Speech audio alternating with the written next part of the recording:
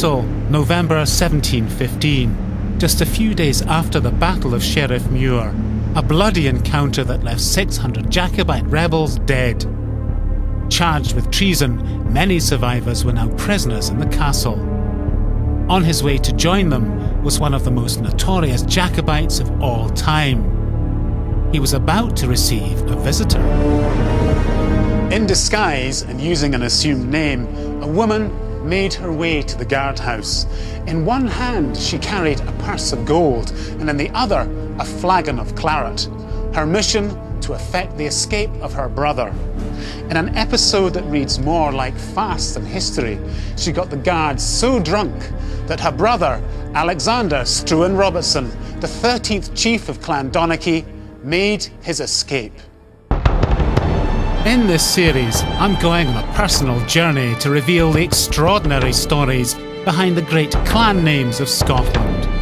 For centuries, clans have blended myth and reality to proclaim their greatness, and none more so than Clan Robertson.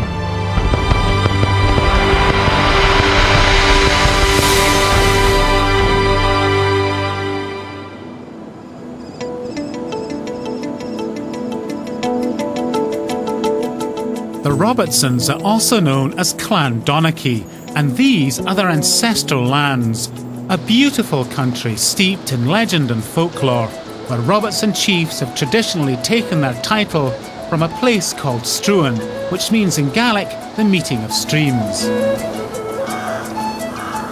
Alexander Robertson of Struan, the last and perhaps the greatest of all the old Robertson chiefs, was born here in 1670. A legend in his own lifetime, this poet, misogynist and celebrated drinker was the only man to have fought in the three great Jacobite rebellions of the 17th and 18th centuries. He was quite an intellectual figure. He wrote poetry, some of which was extreme religious verse, others was totally erotic verse. He was very partial, particularly in writing the latter poetry, to be fairly well charged with drink at the time. He was a notorious social or severely social drinker. And in current day parlance, he really was a Scottish headbanger. Alexander Robertson modelled himself on the chiefs of old. As a self-styled keeper of the Jacobite flame, upholding ancient Highland values based on honour and ancestry, he lived in an appropriately remote setting, a place without roads, isolated from the rest of the world. On the hill behind me is the site of Dunalister, Mount Alexander, the great villa that Alexander Robertson of Struan designed and built for himself.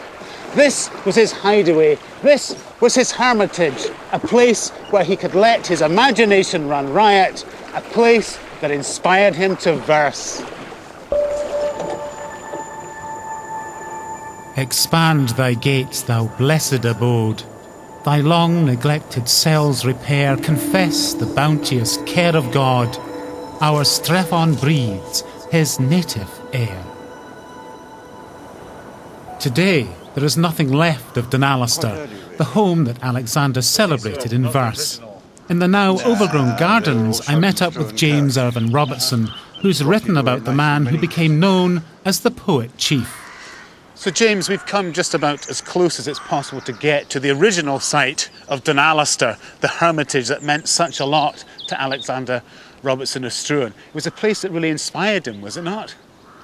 He certainly wrote poems about it, and he wrote a poem when he left it, regretting it, mourning its loss, and wrote another poem when he came back, an exultant poem with all his birds and his beasts and his insects and his friends all round him again. So I think it meant a huge amount to him. This is where his heart certainly was. He was interested in nature, but of course he was more than that. He was a larger-than-life character, was he not? Very much so. And he was also a very convivial man. He was great company, and people travelled a long way in order to come here and enjoy his drink and his company. The only thing they couldn't enjoy here was women. He actually put a sign just down the road here, in the front of his, on the gates of his house, forbidding women to enter. Being him, he made it a little poem. But women never came here, so it was very much a bachelor establishment, fueled by lots and lots of brandy and good conversation and a lot of humour. As a chief steeped in Highland tradition, Alexander understood the importance of ancestry to the status and reputation of the clan. To boost the prestige of the Robertsons, he embarked on a project that glorified their past. In so doing, he rewrote the history of the clan.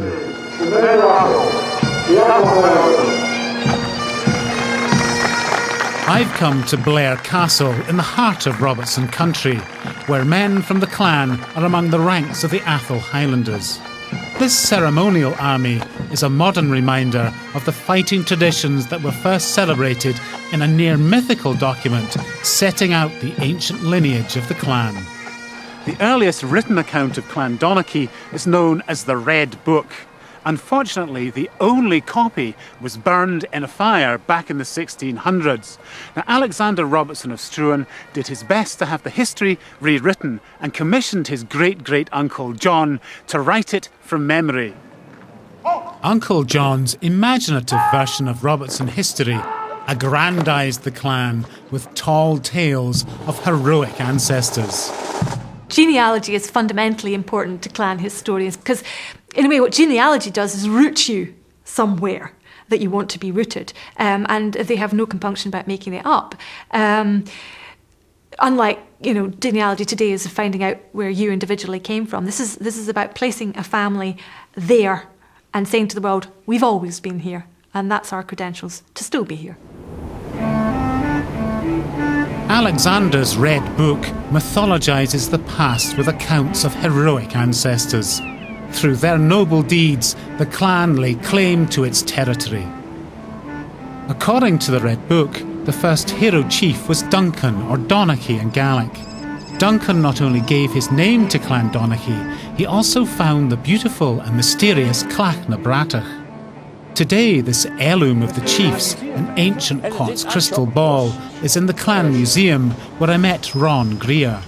So, Ron, this must be the famous Clach na Bratach. It is indeed the famous Clach na Bratach. A crystal ball is a pure crystal ball, found on the eve of one of the many battles between Clan Donachie and their inveterate enemies, the Clan MacDougall. And legend has it that Duncan the Stout put his flagpole, the Bratach. Clach na Bratach means the stone of the flagpole. So he put his clan banner pole in the ground, and when he retrieved the banner pole the following morning, lo and behold, here was the rock crystal, the crystal ball, lying there in the turf. And this was the wee magic stain of Clan Donachie. And to have such a remarkable discovery of this magical stone was considered a great portent of good for the clan. And 400 years, the clan prospered after Duncan the Stout found this on the eve of the battle. So quite a magical event altogether. So you're talking about magic, but this is Christian Scotland. Is that not just a wee bit of a contradiction? Yes, although the Highland Society was nominally Christian at the time, the much older pagan traditions had still carried on. The pagan mentality hadn't died out, so the stone and the chief went together, and the power of the chief and the stone was considered important for healing. The chief would hold the stone in his hand, he would put it into a bowl of water, and that water was used for healing sick people and indeed sick animals. So it's the magic of the stone and the magic of the chief, it's all intertwined in that tradition. When Alexander consulted the stone before the Jacobite rebellion of 1715, the omens were bad. A deep crack had appeared. But centuries earlier, luck had been on the side of his ancestors when they threw their support behind Robert the Bruce. Tradition tells of how the clan sheltered the would-be king in their Highland fastness and fought off his English pursuers. According to legend, somewhere down there in the murky depths is the drowned battlefield of Dalcosmy, where the men of Clan Donachie notched up a surprising victory against the English. Now, the English had come in pursuit of Robert the Bruce and was stopped by the clan. And for a while, it looked as if victory would go to the English until the women of Clan Donachie charged. They filled up their stockings with heavy stones, wielded them like clubs, and smashed the heads of their enemies. If the connection with Robert the Bruce, claimed by Alexander, is suspect or even imaginary, Then their role in the fate of another king is more tangible and gave Clan Donoghy the name we know them by today. It was Christmas time, 1437, and King James I of Scotland, his queen, their baby son, and the rest of the royal household was staying at the Dominican Priory here in Perth. The site of the royal residence is long gone and is now covered by the modern city. But it was here that King James, who had many political enemies, indulged his passion for tennis, an innocent pastime with fatal consequences. James, although he was very portly by this point, did still like his game of tennis. And he was getting very annoyed because the balls kept rolling down into the cellar. And so he ordered it to be blocked up. By blocking up the cellar, which was in turn connected to a system of underground drains, the king unwittingly signed his own death warrant when unwelcome visitors came to call. Late one evening, a group of assassins broke into the royal apartments. Now, the women of the household were able to bar the door just long enough for the king to make his escape through a hatchway in the floor that led to the drain. Now, unfortunately, because the drain had been blocked, his pursuers trapped him there and hacked him to death.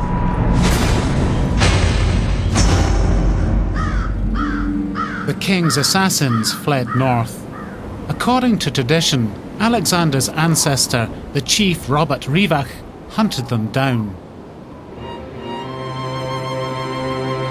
As a reward, Robert Rivach was given charters to a huge territory and a coat of arms symbolising his role in avenging the crown. And in his honour, his heirs took the name Robertson, the name the clan has been known by ever since. The clan was now at the peak of its power and influence, but Robert's successors squandered his legacy. By the end of the 17th century, the Robertsons of Struan no longer controlled the lands they once occupied. In 1689, Alexander Robertson became the 13th chief. At the time, he was a student at St Andrews and was acutely aware of his clan's noble ancestry. Motivated by romantic ideals and a sense of Highland honour, Alexander set out to restore glory to his clan. He saw himself as representing a heroic tradition, a Scottish tradition, and a tradition of loyalty, resistance, and struggle.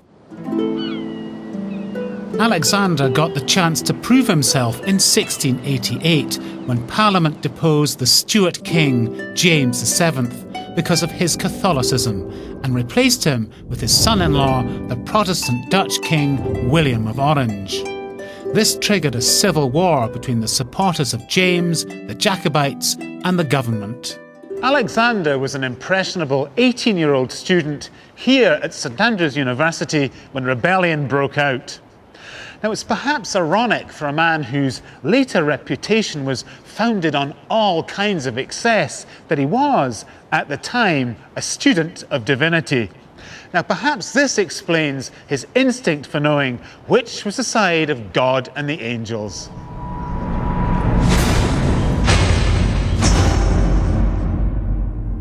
The teenage chief hurried to join the Jacobite rebellion, but the rising's inspirational leader was killed at the Battle of Killiecrankie in 1689. In the messy aftermath, Alexander was captured and held in Edinburgh Castle, but not for long. His charm was such, the Duke of Argyll, who was obviously very important on the government side, was charmed by Alexander. The Duke of Hamilton was charmed by young Alexander. They released him. You will be good in future, won't you? Of course I will. You will be good in future. And from there, he just got on a ship and sailed straight to France and joined the court of the exiled King James. As a patriotic exile, Alexander continued his war against the government. But in the absence of actual hostilities, he turned his mind and his pen to making verbal assaults against King William of Orange. Poetry was his weapon, imagination his ammunition. Sarah Kirkton has studied Alexander's work. I met her at the National Library in Edinburgh, where she showed me how his bawdy and sometimes obscene verse compared the exiled Stuart King James with the less than virile William of Orange. William, the other unperforming puny prig, could only with his page retire and frig. Now, this was common gossip, that William was more interested in the boys than the girls, and that's why he didn't produce an heir. There's another poem here which is more explicit still. This is an ode inscribed to King ... W ... to King William. And Alexis lay with Corydon. Alexis is a boy. Corydon is the name he gives to King William. So these two lie in the oak grove, getting down to business, and they very definitely do. They're tuning their pipes and then playing them good and hard. The satire continues with similar robust imagery and impugns the sexuality of William's queen, Mary. It seems that what Alexander is saying is that the whole regime, the whole William and Mary regime, is corrupt and rotten to the core because somehow it's upset the natural order of things. Yes, the whole thing is going to hell in a handcart. He's lying with boys, she's lying with girls. This is not what you expect from your ruler. But there is an obvious irony here, though, Sarah, because Alexander is attacking William because he can't produce an heir, but Alexander himself doesn't produce an heir. Yes, the whole logic of clanship is this ancestor worship. You worship your ancestors and their blood is in you, therefore they are in you. So those great martial, virile, protective qualities you worship in your ancestors are in you, and you reproduce and pass them on to your child. So in not doing that, you betray the heart of clanship and its values. Perhaps Alexander's vitriol against William was fueled by a sense of personal failure in not producing his own heir. In Alexander's eyes, they had both betrayed their ancestors. When the childless King William died, the crown passed to Queen Anne. She was the daughter of the exiled Stuart king and was keen to pardon many of the rebels who'd supported her father. After 13 years in exile, Alexander Robertson came home. The remote setting of Dunalister not only inspired Alexander's mind to poetry, it was also an ideal place to entertain friends and fellow Jacobites. Here, he plied them with prodigious amounts of alcohol. Struan drank exceptionally heavily. Everybody who visited him agreed with that. And he would often drink one set of spirits, brandy for breakfast, and whiskey for lunch. The story goes that he had a bed in the corner of his room in which he was wont to spend the morning after his breakfast imbibings, let alone that of the night before. If drink fueled Alexander's Jacobite fervour, it also fueled his hope of a Stuart succession through Queen Anne. But none of Anne's 17 children survived, and she died without an heir. When the government chose the German George of Hanover as the next monarch, there was a wave of outrage in the Highlands, culminating in the second major Jacobite rebellion. The decisive battle of the rebellion took place up in the wilds of Sheriff Muir on the 18th of November 1715. Alexander Robertson of Struan was on the field that day, leading 500 men of Clan Donachie, making the Robertsons one of the biggest contingents of the Jacobite army. Now, they took up positions on the left wing. There were 7,000 Jacobites on the field, facing a much smaller force of just over 3,000 government troops. But the chance for a decisive victory for the supporters of the Stuart kings was squandered. Today, much of the battlefield is covered by dense forestry, making it difficult to picture the conflict that took place here. To avoid the mud and the rain, I met battlefield archaeologist Tony Pollard at a local hostelry. In 2004, Tony led the only archaeological excavation to have been carried out on the battlefield site. Now, Tony, as an archaeologist, you found some bits and pieces left over from the battle. And what have we got here? Yes, well, we did some work here quite recently, and what we discovered for the first time was exactly where the armies were. There's been a lot of controversy about where they lined up, and for the first time we managed to do that by doing our archaeological survey. And we found quite a lot of musket balls, and as you can see, they come in a variety of sizes. This small one here is probably a pistol ball. Right. I think probably, given its size, fired from a Jacobite pistol. Probably it's quite by heavy still, nonetheless. they are, even despite its size, it would not pay to be hit by it. But as you can see, some of them are somewhat larger. Yeah. This is probably from a Jacobite musket because it's a French caliber, and a lot of the Jacobites were using French weapons.